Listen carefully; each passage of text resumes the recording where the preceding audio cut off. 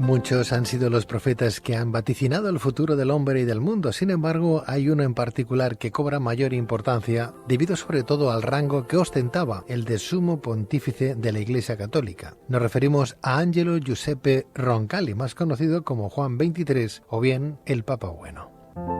Y es que el misterio y la controversia siempre rodeó a este buen hombre, quien desde sus inicios como sacerdote auguró desastres y barbaries para el futuro de la humanidad. Sin embargo, ¿qué decían sus profecías? ¿Es cierto que hablan de papas como Juan Pablo I y II? ¿Qué clase de milagros hizo Roncalli tras su muerte? ¿Hasta qué punto se le vinculó con la masonería y con el fenómeno OVNI? Esta noche en Luces en la Oscuridad conoceremos la historia de uno de los papas que más huella ha dejado en la historia del Vaticano, y para ello contamos con la ayuda de Jesús García Jiménez, psicólogo, parapsicólogo e investigador. Jesús García, muy buenas noches. Buenas noches, ¿qué tal? Si te parece, Jesús, y antes de pasar a conocer cómo fue el paso de este papa por el Vaticano, ¿nos podrías explicar quién fue Angelo Giuseppe Roncalli? ¿Qué se sabe de su vida? ¿Cuál era su procedencia? Bueno, Angelo Giuseppe Roncalli ha sido uno de los papas que han comenzado su historia desde lo más bajo. Concretamente era el cuarto de una familia, varones de una familia de campesinos. Nacía por noviembre del 81 en la provincia de Bérgamo, en Lombardía. Y bueno, desde el principio pues tuvo que someterse a la labor que los padres pues tenían que realizar diariamente para ganar el sustento, que era pues trabajar en el campo, un campo que además pues era alquilado, arrendado, precisamente a un potentado del pueblo donde estaba él allí. Para más Henry, ese potentado era el párroco de allí del pueblo, uno de los párrocos del pueblo. Quizá eso y la ayuda también de un familiar directo que también estaba muy relacionado con la iglesia fue lo que llevó al joven Angelo por el camino del cristianismo y por el camino del estudio eclesiástico. Ya desde muy joven pues fue traído por las oraciones, profesaba mucho la religión católica. En definitiva pues comenzó así de forma humilde, y creo que esa forma de comenzar tan humilde fue precisamente lo que le marcaría, como tú bien decías anteriormente, con el calificativo final que se le dio como el Papa Bueno, que quizás sea eso lo que le hizo ser tan cercano al pueblo, comprender tanto las necesidades y realizar tantísimas obras y reformas como comenzó dentro del Vaticano. Eso sí, de forma breve, pueden ser los primeros pasos de Angelo Giuseppe Roncalli antes de comenzar de forma ya seria, mucho más seria, en lo que sería su carrera dentro del Vaticano. ¿Y cómo describían a Roncalli sus más allegados, Jesús? Como una persona buena, como una persona bondadosa, una persona que además tenía una atención absoluta hacia su labor y la labor de las personas que le rodeaban. Él tuvo una trayectoria bastante meteórica antes de llegar a ser papa, ¿no? Sí, la verdad es que si nos fijamos un poco en su biografía, salvo por el hecho de haber tenido que participar, desgraciadamente, en la Primera Guerra Mundial, pues en este caso como médico y posteriormente como capellán, salvo por esa interrupción, su carrera pasó prácticamente desde el seminario hasta el cardenalato, pero de una forma rapidísima y meteórica. O sea, prácticamente caía bien a todo el mundo, a todos los poderes del Vaticano, y inmediatamente, pues por esa forma de ser, por ese carácter bonachón, era por lo que poco a poco lo iban poniendo cada vez más alto, quizá no dándose cuenta los propios allegados a él, que tenían puestos más altos dentro de la curia vaticana, no dándose cuenta de hasta dónde lo estaban proyectando. Yo creo que cuando llegó a ser papa, a más de uno le sorprendió, pero a más de uno de los que al principio, le apoyarían, por lo tanto lo subirían inmediatamente. Fue una carrera rapidísima, que terminaría pues nombrado por el Papa Pío XI vicario apóstol de Estambul, de antigua Constantinopla, y por supuesto pues pasó por Francia, fue elegido presidente del Consejo Central de la Obra Pontificia de la Propagación de la Fe, un organismo importantísimo en aquella época dentro del Vaticano. Como digo, fue meteórica su carrera y rapidísima su carrera hasta subir a los altos puestos de la jerarquía eclesiástica.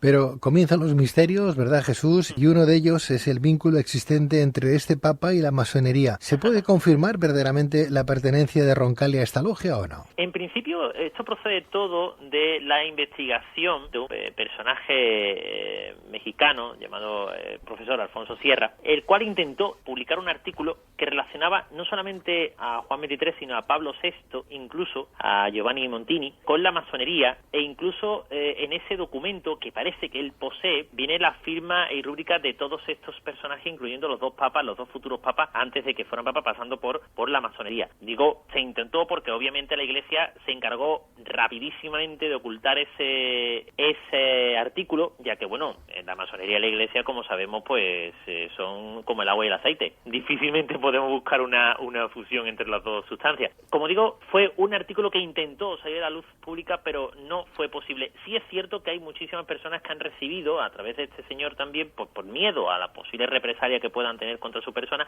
han recibido copia fidedigna de este documento donde figuran, como digo, los nombres en aquella reunión y entre ellos los nombres de estos dos papas que formaban parte de la masonería. Jesús, cuéntanos por favor qué es lo que dicen las profecías de Juan 23 de Giuseppe Roncalli, el Papa Bueno. Bueno, pues desde luego hay profecías que son muy curiosas porque las da con cierto grado de exactitud.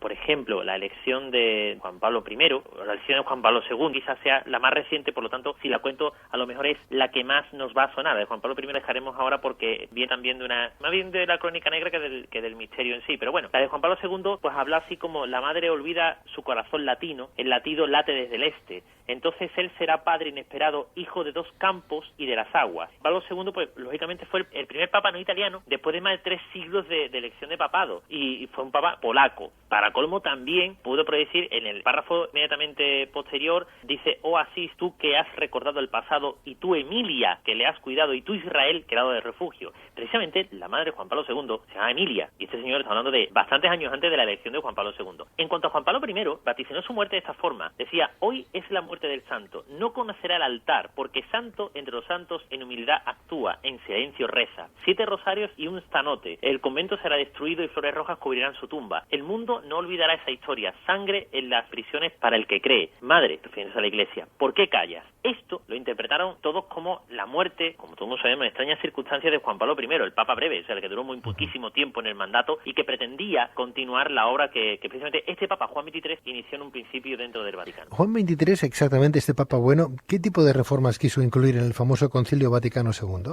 La primera y fundamental, para mí una de las más importantes, venía a dar ya el lugar que merecía a la Madre de Jesús, a la Virgen, dar el lugar que merecía dentro de la Iglesia. Anteriormente, pues bueno, por el carácter peyorativo de la mujer, la Virgen era apartada un poco, aunque era venerada, pero no tenía la importancia que posteriormente este Papa le quiso dar. Después quiso unir a todas las creencias, quiso unirlas en un mismo lugar para intentar compartir entre todos puntos de vista, unificar a todas las religiones para que entre todos pudiera haber una mejor armonía, que no fueran enemigos unas religiones de otras. Incluso llegó a canonizar a San Martín de Porres, que fue el primer santo negro. Prácticamente estaba, entre comillas, prohibido dentro de la jerarquía que una persona de color pudiera ser elegido santo. Como digo, fue una persona muy allegada al pueblo, muy cercana al pueblo y muy bonachona, y viendo realmente, dándole la importancia que tenía a lo que realmente era importante dentro de la religión, que era el carácter espiritual de la misma, no el carácter político, que por otro lado muchos de sus enemigos pretendían llevar a cabo.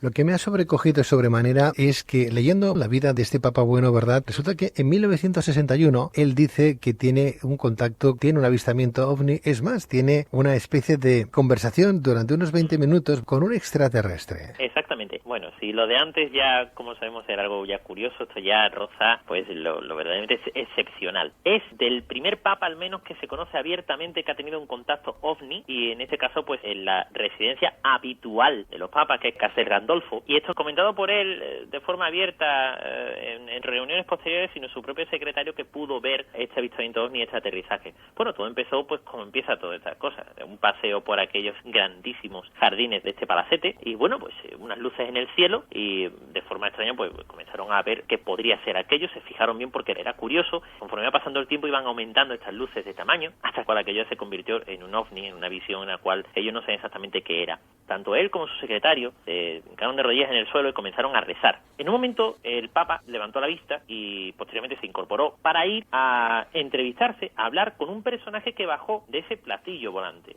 El secretario no se levantó y no fue, sino se quedó rezando, aunque observando la situación, en el lugar donde en principio a una cierta distancia estaban de este platillo volante. Este señor, secretario, como digo, asegura que durante unos 20 minutos, como tú bien decías, tuvo una entrevista con este ser. Al cabo de esos 20 minutos, el Papa pues se dirigió a su secretario, lo levantó, y ante la pregunta lógica, bueno, ¿qué era aquello? ¿Quién era? Él lo único que dijo fue: los hijos de Dios están en todas partes. Algunas veces tenemos dificultad en reconocer a nuestros propios hermanos. Esas fueron las primeras palabras que él dijo tras la entrevista con estos seres, que no sería, al menos en cuanto a avistamiento, la única que este Papa tendría cuando iba a visitar esa residencia. Ya hablan testigos posteriores, no solamente su secretario, sino personas que le acompañaban, de extrañas luces en el cielo haciendo extrañas figuras cuando él, en algunas ocasiones, paseaba entre la tarde, la penumbra tarde-noche, por aquel gran jardín de ese palacete. Juan XXIII, el Papa Bueno, ¿a qué edad murió Jesús? Murió joven, murió no llegando a los 60 años, tuvo un cáncer que terminó con su vida y que, fíjate, no quiso ser tratado porque sabía perfectamente que si él se sometía a ese tratamiento estaría un tiempo apartado de la obra que él había empezado a crear, que tampoco terminó, desgraciadamente, y que posiblemente esas personas que él sabía que eran sus enemigos, pues correrían inmediatamente a destruir todo eso que había creado y después sería muchísimo más difícil levantar aquella gran reforma que él quería hacer dentro de la Iglesia Católica. Bueno, hay que decir que este Papa Bueno, su cuerpo sigue incorrupto y que fue beatificado el 27 de enero del año 2000 por Juan Pablo II. Correcto. O sea que un Papa Bueno, de esos papas que desde luego ha valido la pena conocer. A mí me impresionó en su día y me sigue impresionando porque me parece un personaje digno de mención, digno de al menos de ser recordado, no ya por el hecho de avistamiento ovni, que unos podemos creer más y otros menos, tampoco ni siquiera, si nos extendemos más, tampoco por las profecías que puedo decir, pero bueno, que ahí están escritos en un libro, que es una obra que él tiene publicado, bueno, que sigue publicada con sus profecías, sino ya en cuanto al carácter de la persona y en cuanto a lo que pretendía hacer, esa reforma importante de la Iglesia, ese acercamiento de la Iglesia al pueblo, eliminar ese carácter político rígido de la Iglesia para hacerlo de realmente puesto al servicio de todos nosotros. Jesús, hay que decir también de los pocos papas que han llegado a decir que sí, que de verdad existen no solamente esos seres entre nosotros, sino que también hablaba del más allá, de los seres espirituales, como lo hablaba Juan Pablo II, que tuvimos la ocasión de entrevistar y de participar con él en una de sus misas, ¿no? Quiero decir que es curioso que pocos sean los papas que de verdad se han pronunciado al respecto. Yo creo que en definitiva todos